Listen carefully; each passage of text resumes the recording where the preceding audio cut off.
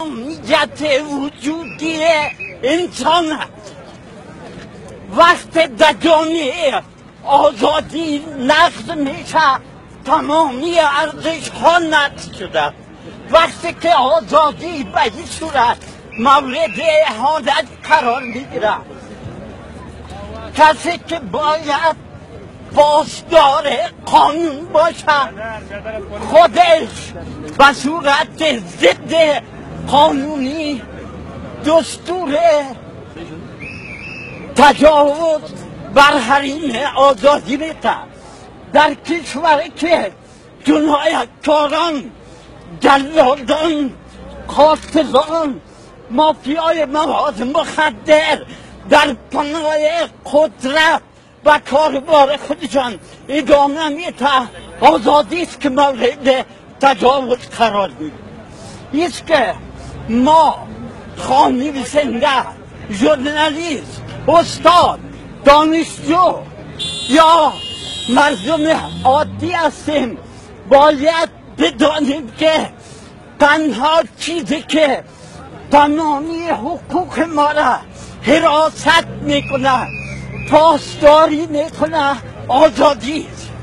و اگر ما در برابر از این تجاوز ضد قانونی از خود واکنش قانونی، دموکرات و مدنی نشان ندهیم، تمامی حقوق ما مورد تعرض قرار میگیرد.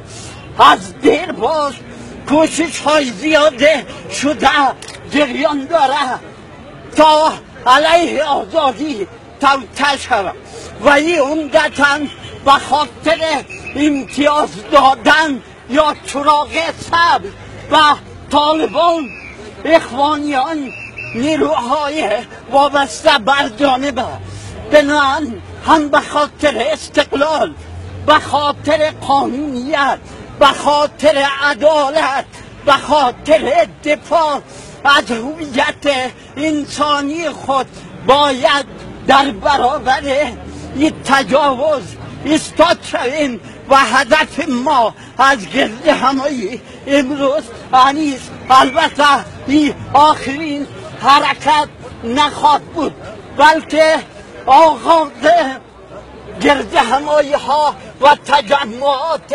دموکراتیک ما خواهد بود. حالا دوستای دیگری هم هستند که اینجا سخنرانی خود داشتند و حرفای خود و قطعنامی که در نهایت ممثل اهداف همه ما قرائت خواهد